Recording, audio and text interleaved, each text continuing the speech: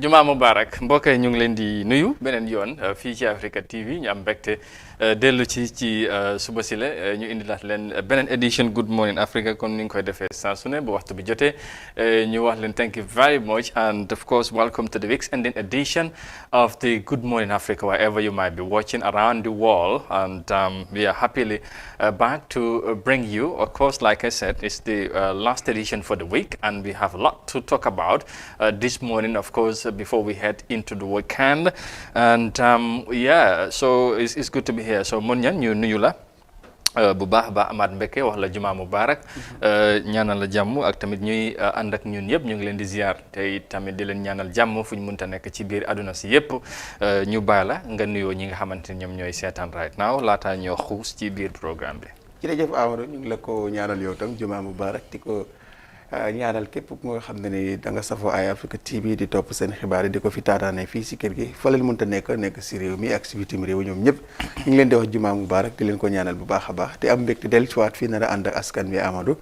ak safoo yi ñi nga xam ne dañuy safoo pour ñu dégtal leen xibaar yi wértu wóor si biir kër gi fii di Eye Africa TV di leen wax rek ñu taaxeerlu Amadou dina tënk te ponk yi fi gën a fës ñu ko defee ñu daal di si waxtaan Amadou. incha allah comme noo ko waxee rek noonu la nañ ci ñëw incha allah léegi ñu yegsi si ponk yi comme dañuy feddaliwaat rek suñ cofeel si yéen yi nga xamante ne da ngeen di gunge bu waxtu bi jotee rek da ngay gis ñu ànd ak ñun ci lu ñuy waxtaanee ci jotaay bi ñu wax leen jërë ngeen jëf ci loolu. tey nañ waxtaanee ba léegi jafe-jafe mbas mi ak tolluwaay bi ci réew mi loolu nañ ci ñëw of course loolu na ci njëkk li nga xamante ne mooy drivers yi ci réew mi wax addunañ ci li nga xamante ne mooy lu nguur gi yokkaat essence ci biir réew mi am na luñ ci wax dafa mel ni loolu daal nekkul lu leen gënal wala sax lu leen neex ci ni ma ko mën a waxee su ko defee loolu nañ ci ñëw ñu waxtaanee ko bu baax baax ngeen déggee ci ñoom si seen kàddu incha allah leneen tamit kon ni ma ko waxee tolluwaay mbas mi ci biir réew mi loolu tamit nañ ko ci toftal waxtaanee ko ndax Gambia am na yeneen cases yu ees yi nga xamante ne registré nañ ko ci biir réew mi amaana sax mu ngi xala wàññeeku wala taka tembe ci ni ma ko mën a waxee waaye daanaka ba léegi ay cases yaa ngi am ci réew mi loolu tamit nañ ko waxtaane ak ay yeneen xibaar comme ni ñu koy defee saa su ne ñu yaatal ko bu baax a baax ak yéen tamit ngeen la bu baax newspaper review ci kanam tuuti xam ngeen ne week bi yëpp Aïssatou Tamba lañ cee àndal nañu fekk ci kanam tuuti ci jotaay ji mu digtal ñu etu kër yëglekaay yi mooy newspaper si tey lan lañ xëyee si seen xibaar su ko defee loolu lañ leen di indil tey ci suba si la gannaaw buñ leen nuyoo dalal leen jàmm ci programme bi and of course we'll kickstart with of course matters of drivers and fuel increment and all that because commercial drivers in the Gambia have raised concern over the recent rise in fuel prices. Drivers who told Africa TV that the increase in fuel prices is unfair treatment, so they are earning severely cut between March and July due to the government-imposed COVID-19 regulation. Daisy has more details of that in this report. Fuel pump prices in the Gambia increased by $2 for petrol and by 43 bututs for diesel in the beginning of September. But commercial drivers in the country who saw their income lowered by COVID-19 regulations said the increment has created a lot of problems for them. One such driver is Alhaji Ibrahim Jaite. Fuel increment bigay daf ñu getting. The increment of prices of fuel has disturbed drivers a lot, more especially in this lockdown. We normally don't have enough passengers. If we have full passenger for the first trip, it takes time before having another full trip. The amount of passengers we normally have from Bakau to Westfield is too limited sometimes. This is really a problem as most drivers do not have their own vehicle. Instead, they are working for someone. And most of these people do not have understanding that things are not going down well. The biggest issue is that the drivers are not informed about most of them, and we should be informed prior so that we can prepare that something is going to happen in the near future. So right now, things are so difficult for us. Some commercial drivers, like Lamin Sise, want the government to lower the prices of fuel in order to help them in their recovery from the challenges brought about by the coronavirus pandemic. Gasil la fa ñi nga en torol nak na science be nyamen tan driver bi la motor ya sendile. Most of the drivers return their vehicles as the work is very limited due to the increment. The government is increasing fuel now almost every month without informing the drivers. This is so difficult for us as the money we normally spend on buying fuel is so expensive. Fuel prices were last reduced 5 months ago. In March, fuel prices dropped for the first time in 2020 by almost 4 for diesel and almost $3 for petrol. And in April, the Ministry of Finance and Economic Affairs announced a reduction of fuel prices throughout the country. For iAfrica TV, I am Daisy Cisse. Daisy, thank you very much for that report. Monyang, comme ni nga ko déggee noonu ci driver yi ñu ngi ñaxtu di wane seen ñàkk ànd ak dogal bi nga xamante ne mooy nguur gi jël nañ ko waaye nag tamit li ko waral comme ni ñu ko waxee jafe-jafe yi bari nañ gis nañ ne Covid bi ba mu fi yegsee ak léegi yenn jéego yi nga xamante ne nguur gi jël na ko dafa impact bu baax ci transport secteur bi surtout nag ñoom si seen am-am ak yu mel noonu tey ñu déggoon fii bu yàggul nguur gi wàññoon fi fuel bu baax ba ñu ne loolu mosut a am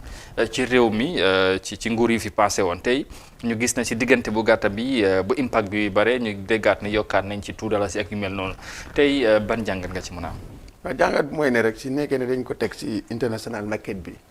ñoom bu fekkee dañoo fi ñu jëndee dañ leen yokkal nit xel mun na nangu ne war nañ mën a yokkal tam drive yi fii because Amadou jaaykat bu nekk dafa bëgg bénéfice dafa bëgg na bu jëndee dërëm jaayee ñaar dërëm au mu jaayee dërëm ak genn wàlla waaye si nekkee ne nag lan daañ jëndee si international market bi loolu la ñoo jëndee ba léegi def neen lu nga xam ne ni drive yi itam sañ neen pour ñaawlu ko sañ neen itam pour ñaan leen ñu delloo ko fu mu nekkoon because still naaw lu taxoon ñu wàññi foyel bi seen njëg ba léegi loolu mu ngi fi te condition yi ba léegi si tegoon drive yi si ceeñ bëri mooy pourcentage ci donc loolu mu nga xam ne nga waroon a eb 14 FC bi loolu rek moo si ceeñ waaye su nekkee ne nag ba léegi still naaw lu mu leen doon koos si international barik bi loolu leen naa koos bu ñu ko yokkee dinañu jaaxal fan leen teg loolu because lu taxoon ñu indi wàññite gi ba léegi loolu ci biir réew mi di dem te loolu ba léegi mu ngi téye transport secteur bi comme noo ko waxee nii because den am jafe-jafe yi bëri daanaka secteur yëpp la laal waaye rawatina ñoom jafe-jafe yi bëri yoo xam ne ni mbir mi di coronavirus bi indil na leen ko soo loolu tam problème la waaye xam naa jar na taxaw seetlu pour xam ndax international bi barik bi dafa yokk wala déet lan la Gambia government fu mu teg yokkam bi ndax daf ko teg ne fu ma doon jëndee den yokk wala est-ce que jàppaloo na tamit xëy na gis nañ ne bu ñu wàññi bi nga xamante ne ñu jàpp ne wàññi bu amoon solo la ñu gis ne after loolu si la driver yi gën a ñaxtu wane ne ñoom nu ñu wàññee seen client yi mooy passage dem ñu ngi leen di affect bu ñu leen bàyyee ba léegi ñu ebaat bem fees ñu xam ne léegi nag comme ñoom tam ñu ngi ebaat léegi lu ñu wàññi woon dafa bëri foog ñu am li nga xamante ne nañ ko fa indi because tamit nguur gi ak dañ cee am ci li nga xamante ne mooy ci jaayim essence bi ak yu mel noonu ak tamit ñu ko indi da ngay gis ne tey ni ñu ko wàññee woon ak mel noonu daf leen ñoom tamit dafay laal nguur gi ci beneen ci am bi tey nag bu ñu demee ba gis ne tamit driver yi ñu ngi ebaat te buñ ko wàññee ba léegi yokkuñ ko xëj na loolu tamit mun naa tax ñu seetaat ñu ne lii foog ñu ekkati baa bi tuuti. wante tam boo bàyyee xel sax ifin bi ñu wàññee loolu te laa wax ne barab bi li moo jar international léegi fuel bi mënoon na jar $20 au litre bi kon dafa mel ni ba léegi ñoom te yokku bi déggaaguñ ne ba léegi affaire yokku na ci déggaaguñ kon dafa mel ni mënoon na ñàkka because ba léegi ñoom daanowul si ñoom ba léegi nguur gi mu ngi si am te dafa jar sax mu daana si pour ñeneen ñi am because problème moo tax ñu def ko ba su doon na problème loolu du doon am because price bi ñu laa wax ne am depuis 1990 ou 1991 gëj na fi am ba léegi waaye ñu ngi laa woon ne barik boobu sax lu mu doon jar ba léegi 1991 àggut ba léegi kon dafa mel ni am nga ne ñu bëri toog nañ ci fii wane ne 18 20 sax waroon na ko mën a jar kon te nguur gi duñ si loru kon si nekkee ne yokk neen ko te ñoom fu ñu ko jëlee yokkuwul Amadou gisuñ ne nguur gi loru na si kon waroon ne mën a bàyyi ba affaire yi yëpp jeex ñu delluwaat buum sa dafa dépend si international market bi because foofu noonu as far as mu ngi fa ci ba léegi rek war ne mën a dimbale askan bi tam waaye su fekkee ne dafa yokku ñoom tam dañoo am reason pour yokku ko waaye dégg guñ ko fenn comme loo ko waxee léegi waaye gis nañ ne price bi tam nekkul di lor nguur gi because still ñaaw ñu fa amee loo xam ne ni war ne mën a continuer pour jàppale askan bi tam waaw mu ngi noonu loolu mooy li nga xamante ne mooy lu ñu leen mënoon na indil ci loolu comme na ngeen ko déggee ci ñoom driver yi luñ ci wax leer na affaire daal dafa mel ni ñoom nekkul leen gënal waaye nag dogal bu jógee ci nguur foog ñu ñaan ñu seet ndax nañ ko mën a delluwaat fu mu nekkoon bu fekkee duñ ko mën a gën a wàññi ci niñ ko sàkkoo loolu nag mu ngi noonu su ko defee gannaaw loolu ñu wéy will move on and of course talk about matters of COVID-19 on the latest report because the Gambia has recorded 32 new COVID-19 cases, taking the total number of cases to 3,362 since the confirmation of the first case in the country. No deaths was reported, and the number still stands at 100 deaths. 143 new test results were received from the Medical Research Council and National Public Health Laboratory.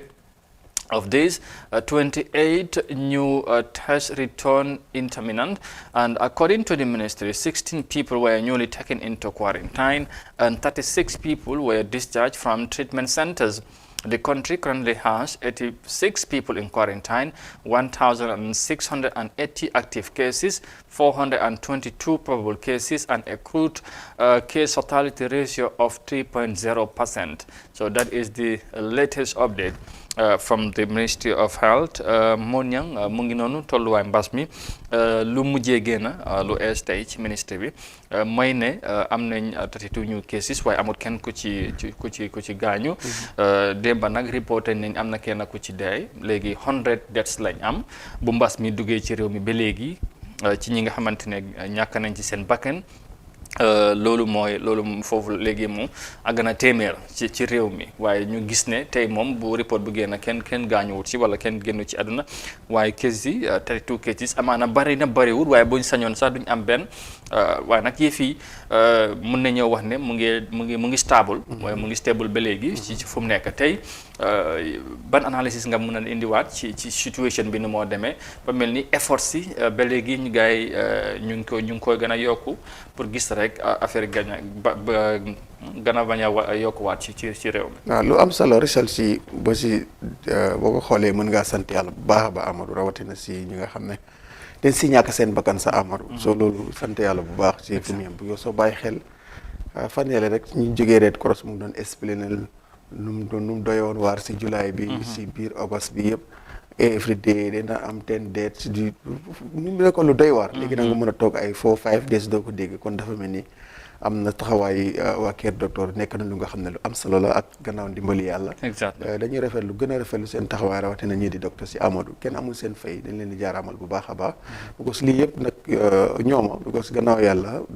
docteur yi ñooy mën a ñëw taxaw. ñi nga xam ne yàlla daf leen teg feebar bi yàlla def ñuy dellu si seen kër yi am na solo bu baax a baax te ba léegi itam lim bi nga xam ne ñu ngi wér di dellu si seen kër yi mu ngi gën a sant yàlla because mu ngi gën a yokku te lim boobu all the time comme niñ ko def faral di waxee fii rek moom leen dee gën a bëgg mu bëri den cases yi because su yàggee rek lim bi dina daal di wàññeeku bu baax a baax so am nañ yaakaar ne daal Gambie itam tegee na si yoon yi jéem a poñe lii di coronavirus because jegeñ na ko ko right now ni fekkoon ne làmb la mun neen wax ne ni am na ngembu bu baax a baax léegi beneen waaw am na ngembu te bu moytuwul waaw dina ko wër ndombo waaw te loolu la ñuy ñaan yàlla mu àgg ba wër ko ndombo buddi ko rek teg si suuf ñu ñëpp daal di tàcc ñu jeexalaat dellu exactly li tax ñuy wax ne sax xëj na yëf yi gën naa calme mooy gën naa stable kon ni ñu ko waxee mooy am na jamono bi nga xamante ne Ministry of Health WHO sax demoon nañ ba boole Gambie ci réew yi nga xamante ne mbas mi si lay gën a gaaw di tasaare ci biir réew mi loolu mu tiitloo woon kilifay réew mi ba taxoon ñu sàkku woon ay experts mooy ñu xam seen xam-xam màcc ci wàllum feebar yu mel nii jógee Sénégal ñëw fii pour tasaare li nga xamante ne mooy seen xam-xam wala sax exchange ideas ak ñi nga xamante ne mooy ñu fi nekk ndax ñoom tamit ay soldats yi nga xamante ne ñu ngi fii te ñu am ci taxawaay bu am solo ba mbir mi du ak yëgsee ci réew mi ba léegi loolu foog naa ñëpp xam nañ ko tey ñu dem ba toll fii ñu gis tamit nguur gi yemuñ fa waaye ñu yokk ci ay yeneen mesures curfew bi state of emergency bi donte ne bari na andi na ay jafe-jafe which was really very obvious and understandable again because loolu mënutoon ñàkk buñ jëlee dogal yu mel noonu foog impact bi mu nit ñi yëg ko te loolu lu doon am la tey nag buñ demee ba ñu toll fi ñu commencé gis ne ñu ngi yolomal yenn ci mesures yooyu bàyyi nit ñi ñuy dox yenn seen soxla yi donte ne sax am na ñuy sàkku ñu gën koy def wala ñu yokkal li nga xamante ne mooy loolu tamit leneen la amaana du yàgga ñu gis loolu ñu gën koo bàyyi ci meso yu ñu jël tey rek foog naa ne am na ñuy laajte sax 21 days extension coffee bi ndax kañ lay jeex ndax bu jeexee nañ ko yokk ak yu mel noonu waaye tey trend bii nii mooy yëf yi nu moo demee ndax jàpp nga ne buñ ci tolloo bu boobaa kilifa yi dañoo taxaw seetluwaat nee na léegi comme affaire yi mu ngi wàcc suuf mu ngi dem ci suuf nañ xala yolomal mesures yi bàyyi nit ñi ñu gën a doxal seen soxla yi xeexam mbas mi wala dund ak mbas mi ci suñuy dundin jamono ji. xel mën na ko nangu Amadou because soo bàyyi xel balaa xam nga lii dañ am na ab temps dañ génne woon yëpp daal di delloo si woon ba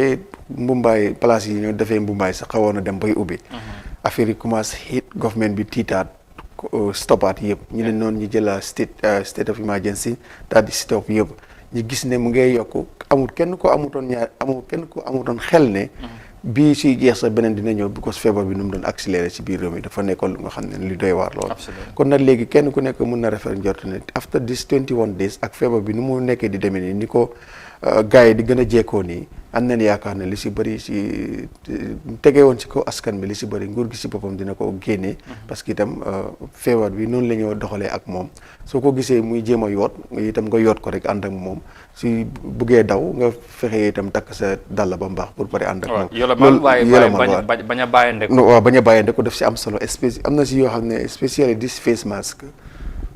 is very important si bagage yi because soo demee social distance boobu moom fi zéro mun nañu wax ne amul fi moom loolu moom duñ ko compter sax soo li si des mooy raxas si meek yooyu boobu itam mooy loolu mun nga see wax ne lu ngi see am du passé 15% moom jéem nañ waaye doxul waaw boobu moom mun nañu wax ne sa 1% sax si fekkee am nañ ko si sax moom bëriwul raxas mi moom mun nga estimer 10 to 15% wante bii mooy bu nga xam ne ni si biir moto yi dafa important pour nga sol ko si biir moto yi because nit yi dañ dee jege wante te dina la dimbale bu baax a baax soo foofu moom gars yi war nañ koo yolomal war nañ si jàpp bu baax yeneen yi si des yëpp mun nañ koo release bàyyi ko nit ñuy dox yi seen soxla mooy ti feebar bi waaye face mask bi gars yi war nañ si taxaw bu baax a baax parce que dafa nekk lu nga xam ne bu dul dara sa amul xam nga soj rek boo laalee boromam sax soj waxantuma la ak leneen te si biir moto yi daf dee xat te ñu ngi si jamono tàngaay kon it's very important ñuy jéem a ñaax askan bi ba léegi ñu continuer di takka face mask yi rawatina si biir moto yi rawatina soo duggee si biir market bi loolu is very good market si sa sometimes sa nga toppante moto bu nga xam ne nii saxaar bu mu laa dóor rek si fekkee yaa nga am face mask loolu rek daf la si dee safe bu baax waaw loolu am solo xam naa yooyu dina bokk ci yenn dogal wala jéego yi nga xamante ne nguur gi jël nañ ko amaana nañ ko gën a dëgëral gën a ñaax nit ñi tamit ñu ànd ak loolu parce que tamit comme noo ko waxee lu mooy aar bari na te tamit loolu bokk na ci ñi nga xamante ne mooy health experts yi loolu lañ ñaax ñu koy def te xam naa ne ñëpp nañ ci gën a farlu bàyyi ci xel bu baax a baax buñ ci yegsee ñu am yaakaar buñ gënee yolomal yenn mesures yi tamit nañ ci gën a farlu bu baax loolu mooy tolluwaay mbas mi ci biir réew mi ñu continuer di ñaax ñëpp rek ñu gën a bàyyi xel gën a moytu tamit ndax day am solo bu baax a baax gannaaw loolu ñu wéy wax ci leneen wax ci wàllum education ndax ministre bi ñu ngi waxtaan di jéem a seet ndax ubbite njàngu bi ak jàngale bi ci biir réew mi naka lay demee ndax dina mën a antu ci septembre di am déet loolu yëpp mu ngi si suñ kanam waaye am nañ ci waxtaan ak kilifa yi ñu ànd ak report boobu. Our next story we talk about education because education is one of the most affected sectors by the coronavirus pandemic.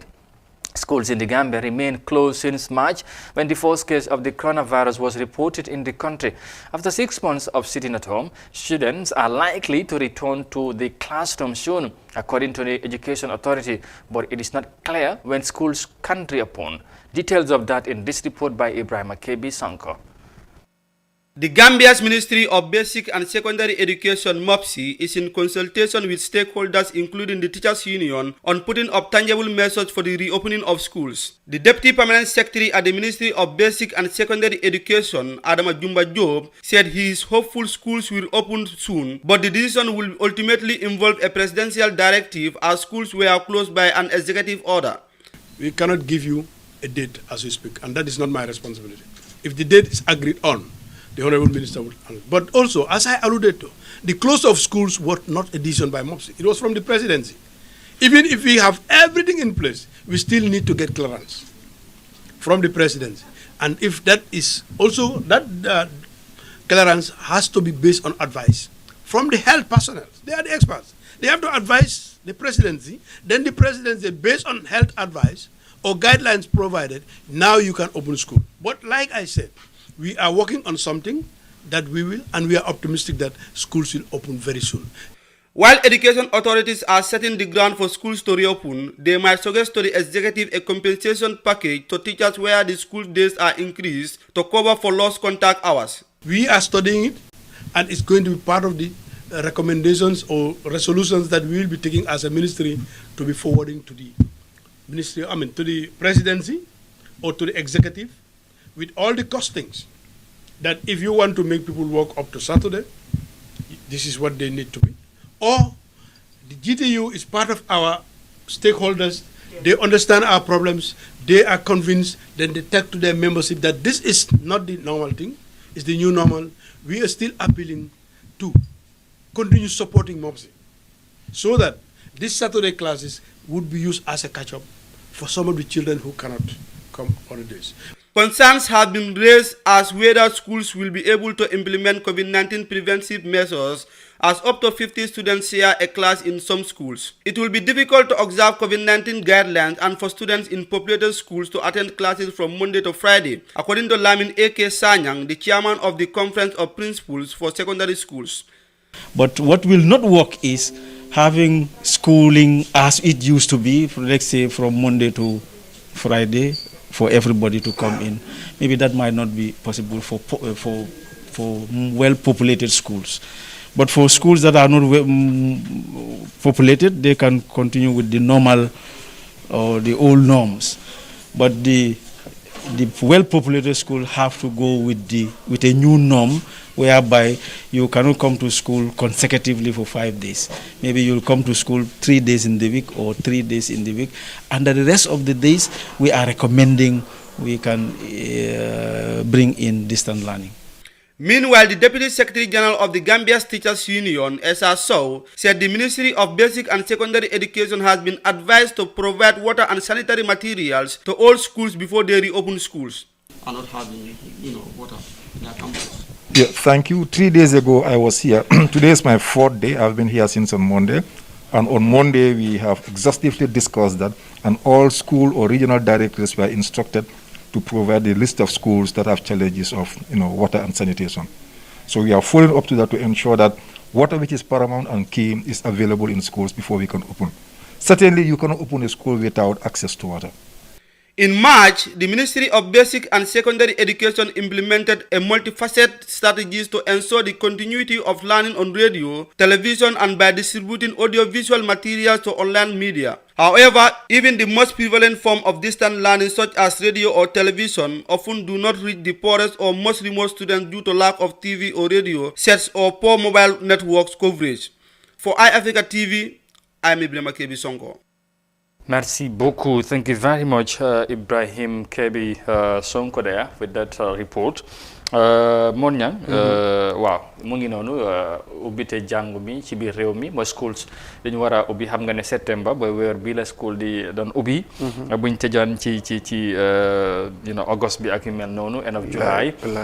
waaye ren gis nañ ne depuis March ba léegi xale yi ñu ngi toog ci kër gi demuñ school li ko waral nag foog naa ne ñun ku ne xam na ko mooy mbas mi ak ay jafe-jafe yu mu indi waaye tey kilifa yaa ngi toog di lelu seen biir di waxtaan seet naka la ñoo fexe ba gis ndax ay pexe mun nañ koo lal ci mbir mi ni moo demee ba xale yi mun a dellusiwaat ci school si waaye nag li nekk mbir mi mooy dafa mel ni niñ ko bëgg a defee foog mu ànd ay measures foog mu ànd ay ndimbal yi nga xamante ne nag ci dugga te loolu ay dépense la laaj tey gis nañ ko comme ni ñu ko gisee ci yeneen réew yi am nañu ko bëggoon jéem waaye doxul si lañ dal di change système indi xale yi nga xamante ne ñoo war a dem ci exam fii sax loolu lañ mujjee def ñoom ñoo mujjee dem def seen exam grade 12 ak grade 9 ñi ne ñi xaar ba léegi tey bu fekkee ne Gambie ñëw nañ ba war a dellusiwaat ci school si xale yi feebar bi te comme fi mu tëjee naka sax teachers union secretary general li mu wax ndox dafa paramount loolu dafa fundamental right now mooy raxasu bi te soo demee ci gox bi yenn school si benn pompe xale yëpp si la ñoo dem mooy pompe loxo yi nii ñun loolu lañ xamoon ci school si loolu moo fa nekk ba léegi ñeneen ñi sax xëy na amuñ school amuñ ay pompe seen school te it bu ñu fa waree dellu si lan moo war a nekk taxawaay ci nguur gi wala si kilifa yi balaa xale yi di dellu si school bi. waaw matuwaay am solo te nu mu dalee yeneen réew yi noonu la dalee Gambia. ñiy plan pour ubbi school si yombut ko dafa mel ni mbir la moo xam ne comme ni ko olof yi di waxee ndox moo fekkewul bu mooy taa. xam nga gars yi ñu ne dugg si óorul. waaye dafa mel ni gars yi pour ñu dugg si biir ubbi tey school bi ñeme ñuñ ko. waaye dañ nekk di mel ni ku dugal benn tànk rek. ci ndox mi óoluñ da paxam fa ne ñi génneewaat. so that's the problem because ñu ngi ragal ñu ubbi mu am loraange si xale yooyu noonu. so loolu bokk na si leen gën a jaaxal rawatina sax problème bi yëpp si Greater Banjul area fii la affaire yi gën a doyewaar sax pour ubbi fii school si nekk na lu nga xam ne nu mu jaaxalee Gambie noonu la jaaxaloon yeneen réew yi nga xam ne tam bëggoon nañ koo def te ba léegi sam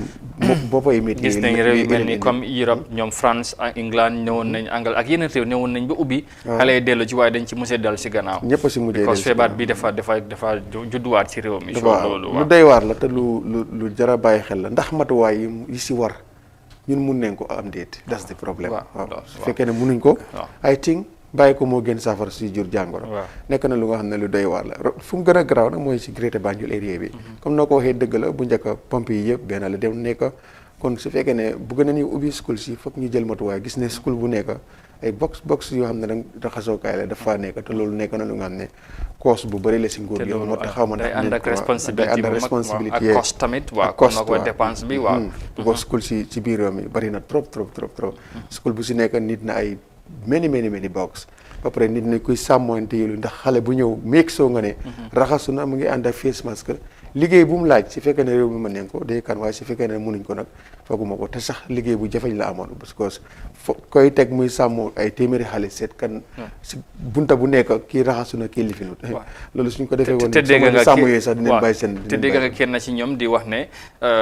léegi li nga xamante ne moom loolu moom mënuñ koo defati mooy xale yëpp ñëwandoor from Monday to Friday comme niñ doon amee loolu moom dañ koy change te loolu dafa mel ni lu ñuy xalaat mooy dañ bëgg a stretch jàng bi léegi mu dem wàññi lim bi waaw mu wàññi lim bi wala ñeneen ñi dem ba léegi mu dem ba ay Saturday fekk loolu yëpp nañ ko ci boole loolu yëpp ñu ngi koo xalaat te loolu tamit buy am ñuy jàngale tamit dina am seen payoor bi foog ñu sóoraale ko ak yu mel noonu ndax ku doon liggéey contrat bi nga sign mooy from Monday to Friday ñu war laa liggéey loo samedi xëj na ñu war la ci yokkal timing bi wala ci yokkal ay yeneen loolu tamit foog mu ànd ak dépense ñoom moo tax mu ne loolu yëpp dina cost bi foog ñoom tamit ñu évaluer seen biir waxtaan ba xam ne fii lañ ko mën a tënk ñu jox ko nag kilifa yi ñoom ñu toog ci ñu seet ndax lii lañ mun lu mun a am la lu mun a nekk la ñu def ko bu fekkee ne tamit amaana du dem foog naa ne dañ koy seetaat xaw ma naka la daal seetaan la ni dafa am risque yi si nekk risque dépense mu ngi fa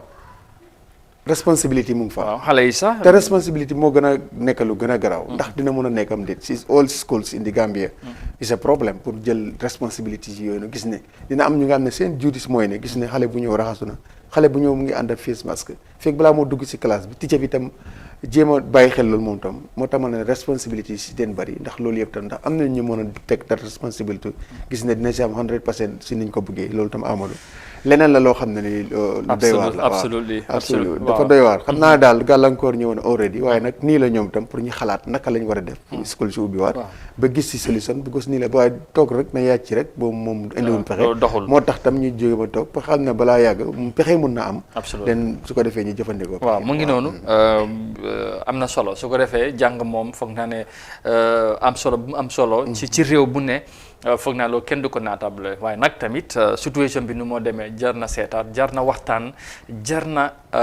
gestu yu bari balaa ñuy xam lan la ñoo def te loolu dafa am solo te loolu la ñoo nekk ñu am yaakaar ne dañoo amee very good conclusions and recommendations yi nga xamante ne buñ ko tegee bu fekkee tamit ñëpp ànduñ ci waaye ñu bari dañ ci wax ne waa lii lu mën a nekk la waaw loolu nañ ci pexe daal na si am rek bu ko xale yi tam xale yi yooyu noonu yëpp foog ñu soor xale yi tamit ñu soor te ñu ñàkk a dem school noonu yëpp amadu tam mën nga wax ne 90% bi yëpp nekku ne dañ toog seen kër yi rek ñu si bëri ñu ngi dugg ko génn cambal play football fële riitewante fële dàqwante fële waajur yi sax conscience yooyu lañ gën a am ñoom sax ñoo gën a yàkkamti xale yi den dellu si school bi parce que su fekkoon ne daara bi dafa boole mu ngi ubbi waaye yëpp a tëj soo distopan bi si kër gi bëri na ba nga xam ne nii waaw soo moo tax léegi ñëpp a ngi nama school si waaw soo mu ngi noonu ñu dal di quickly rek dem Ghana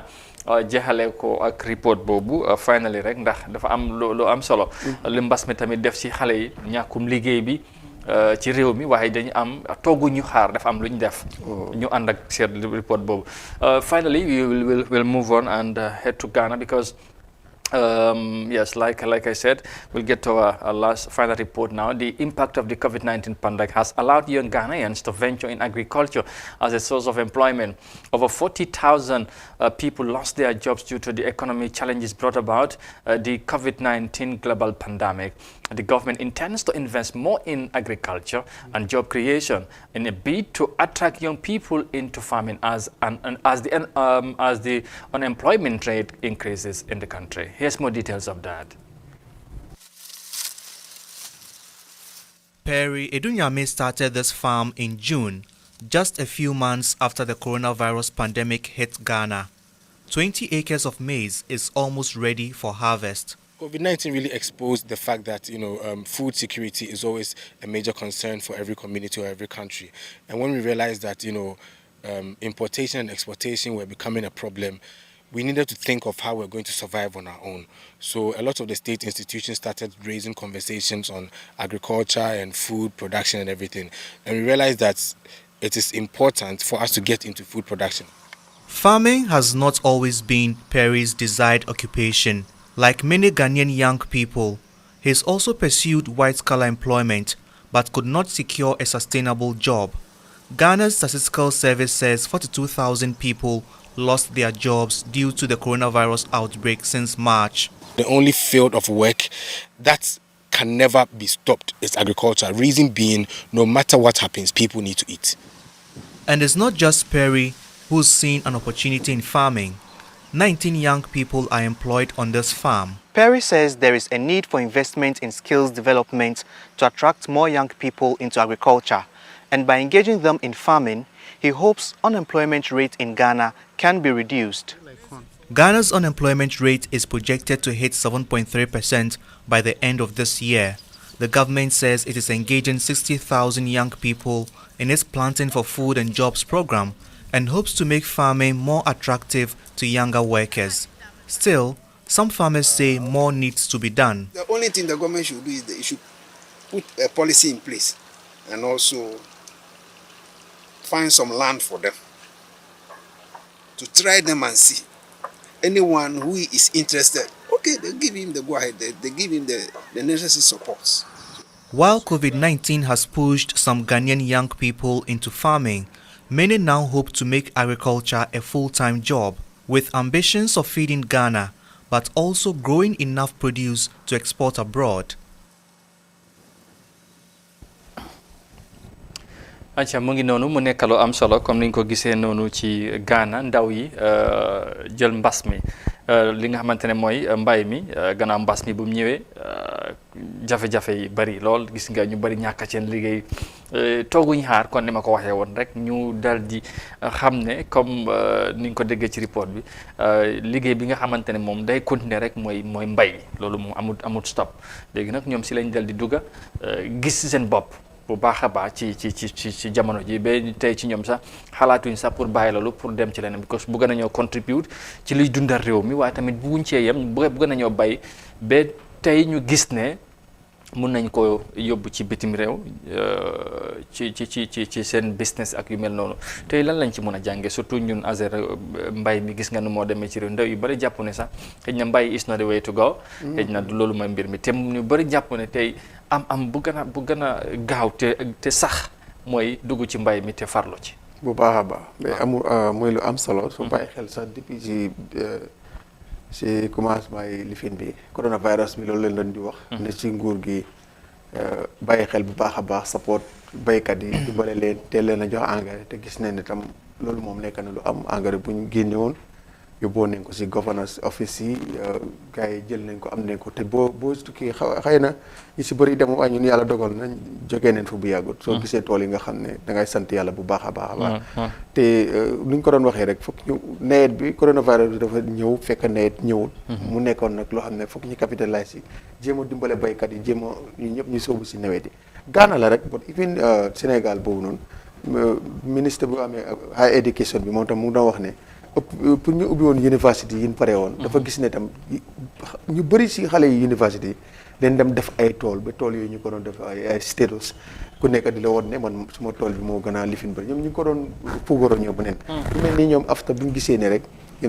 coronavirus bi ñëw na jàng amul ñu ci bëri dañ capitalise because dafa commencé ci time yi nord balaa moo ci digg bi tuuti ñu dugg ci mbiri nawet bi ñooñu comme ko demoon ci school bi ñu continuer dem def ay tool te tool yooyu tey nekk na lu nga xam ne ñu ko ndamoo bu baax a baax moo nekk ne mbay mi Amadou luñ nguur bi mën naa la wax ne xaaf budget bi yëpp bu ko doon def ci mbay mi rek lu bëri dootuñ ko jéggaane am na solo lii di mbay mi mbayum noor mi di bay ay pomme de terre ay soble gerte ak dugub bu ko loolu Amadou daanaka duñ ko dee yóbbu sax Europe dañ koy dundewaat fii bu ko amul si sax lu doy fii bay ko war a mën a yóbbu Europe mu ngi noonu te moo fi gën a seer sax looy gis right now nii rek boo fi buggee ay dugub ak gerte gi yooyu noonu is very costly moo gën gerte moo gën a jamono ji soo gisee benn mbokk ñu ngi ko jaay ay $20 $15 te si dëkk bi fii leen ko def waaw te loolu fii la jógee exactement ni di ñaax nguur yi rek ñu dimbale baykat yi am na solo jàngat la rek pour ñu bàyyi ci xel ndaw yi tamit gën a farlu ci mbay mi xam ne lu am solo la te dafay dimbale réew mi lu ci lu bëri ba jéggaane bi dafa bëri Gambia fii lu nekk dañ koo jëlee ci biti indi loolu moo tax suñu dindin bi dafa metti moo tax jafe-jafe yi bëri lu gën a bëri si lu ñuy jëfandikoo ci réew mi ci biti lay jógee ñëw fii te nag yàlla may nañu ndox am nañ suuf bu barke waaye jàppale bi ak tamit pour li nga xamante ne mooy ñaax ndaw yi ñu dugg ci mbay bi ndax soo déggee mbay ndaw moo ko mën a def ak tamit jàppale ndimbal def si am solo bu baax a baax foofu la ñoo jaaree rek al di jeexal insha allah gërëm la bu baax xam naa ne ñu jël a short break and we come back shortly with the newspaper review with Aissatou Tamba. Stay with us, we'll be right back.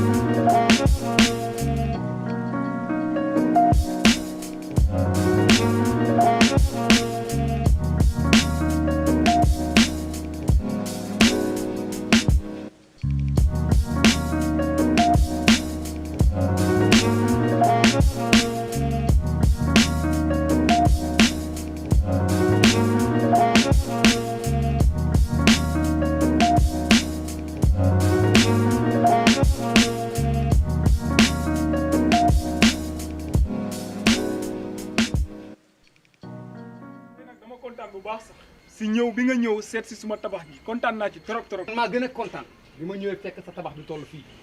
waaye nag man kontaanuma ci sama kër gi man. lu xew. ndax umpale wuloon ne ñoo bokkoon nekk Europe. dëgg la jamono yu ñu nekkee foofu yëpp man ak yow maa ngi am benn waay maa ngi ko yónnee xaalis bu bari pour mu sampal ma suma kër. te ba léegi tabax bi àggul fenn. te yow nga waxoon ma ne ma bi nga starté samp yàggul léegi nga toll fii foo jaar. li waral loolu nag mooy dama ànd ak waa Baluwo. kon su ma la déggee Baluwo dañuy yëngu ci samp kër tamit. ni ngay def nag yomb na da ngay log on to www.baluwo.com mun ngaa jënd ci ñoom ciment suuf banta weñ ba ci daaj yi nga xam ne di nga ko soxla lépp lu jëm ci wàllu samp rek mun nga koo am ci lu yomba ak Baluwo daal yaay dugal sa xaalis fi nga ko bugga amee ko ci ni nga ko buggee.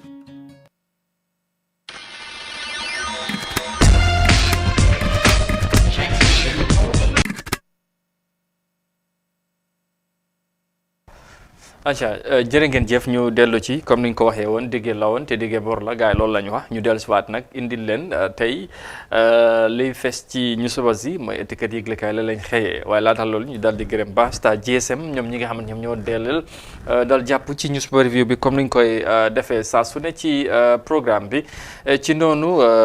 ñu fàttali rek tamit lépp lu nga xamante ne mooy li aju ci wàllu mobile ak lu mu àndal ay ñoom satellite ñoom receive ak ñoom seen soo leen demee si seen maakaan incha allah da ngeen ko am ci nu mu gën a yombee waaye tamit ci nu mu gën a amee solo foofu ci maakaan Tabo Koto Latrikunda ba Talinding of course Baspel ba Brikama ak yeneen gox ci biir réew mi ci noonu nañoo wax Aïchatou Tamba good morning ñu nuyu la ziar la tamit tey ci ajuma bi wax la jumaa mubarak bala nga nuyu gaa ya Okay, thank you very much, Amadou. Ana suñu yóbbal bi man duma ko fàtte de. Nga yow na dooy fàtte dara loolu ma lay xayo. Adam. Ñang ma la nuyu di nuyu askan bi di leen wane welcome back rek. Okay, Amadou tey moom si newspaper ñaar rek lañ jot am forêt ak poème daw ñu daw tey. Yeah.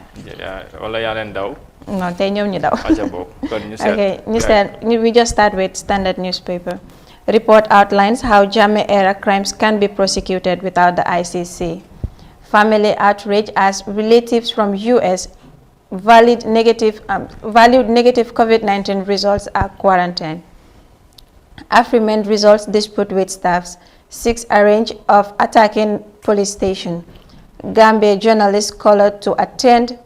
training at Oxford University. Waaw mu ngi noonu ñu seet ban ak ban. ñu dugg si fi Jammeh rek moom. Jammeh de moom saf na sàpp taay moom. moom daal sax moom dafa mus a saf ci newspaper si wala ci xibaar yi daanaka du fi waaw. aja ñu dem. Okay. Detailed report initiated by International Human Rights Foundation, Rose Lakozim Foundation, and advanced recommendation on how and where the worst crimes of Jammeh era can be prosecuted without the International Criminal Court. Programmed by Aliou Tal, President of the Gambia Bar Association, and Red Burundi. As part of efforts to identify the possibility avenue of the post-TRRC prosecution on crimes committed from 1994 to 2017, ahead of the Truth Commission report expected in early 2021. waaw mu ngi noonu ñoom ñu ne Jammeh dañu koy def lan ñu ne Jammeh moom jarul ñu dugg si biir jarul sax ñu àgg ICC job na leen jox ay fànn nga xam ne mën nañ faa jaar ba prosecute ko without involving the ICC. waaw mu ngi noonu ay recommendation ñoom dañ def seen gëstu génne ay yoon yi nga xamante ne jàpp nañ ne buñ ci jaaree rek mun nañoo àtte Jammeh ci ñaawteef yi nga xamante ne jàpp nañ ne ci jamono am la xew fii ci réew mi loolu gannaaw nag bu fekkee ne TRRC buñ demee jeexal seen taxawaay ba pare mun nañ ci sukkandeku ak tamit toppay yoon yooyu ba mun koo yóbbu ci kanami yoon ñoom xalaat boobu lañ wax loolu lañ indi ci yëf yi waaw léegi nag foog naa loolu luñ cee wax rek du bari mooy foog naa ne bu yàggul sax ñu ngi dégg njiitali PPP di wax ne Jammeh mun nañ koo baalal waaye loolu balaa mu am foog mu toog wala ñu yóbbu ko ci kanami loi ba pare léegi nag ni nga koy yóbbee ak fan lañ ko yóbbee ak naka lay demee loolu mooy mbir mi gis-gis yi da ci wuute ku ne di xam ne ndax mun nañ ko bu dee dañ koy atte ndax ci réew mi lay xew wala ci beneen réew la wala ci ICC mooy International Criminal Court waaye nag ñoom nuñ gisee mu ne su fekkee ne yoon pexe yuñ génne wala yoon yi ñu wax bu ñu fa jaaree amaana mun nañ koo try mooy mun nañ koo attete sax du jaar ICC bokk ci mooy International Criminal Court bi ci nuñ ko gisee tey nag léegi ñu xool ndax loolu buñ ci tolloo ndax pexe yu ñu wax ne dina mun a dox amaana am déet gis-gis bi foog naa ne loolu rek laa ci mun a yokk moon ña ñu bàyyi la nga àddu ci daanaka tënk nga yëpp sax noo ko waxee noonu rek mun neen fa yem mu nekk loo xam ne mbiri yoon la awul dafa doy waar la ñu indi xalaat bi seen xam-xam dafa màcc jëm si yoon ñoom am nañ pexe mu nga xam ne ñu ne suñ ko defee mun nañ ñàkk àgg foofu te xam nañ ne ak nu munta demee rek comme nu ko Papa Ndiaye waxoo rek balaa jégal di am foog moom dem si yoon dana am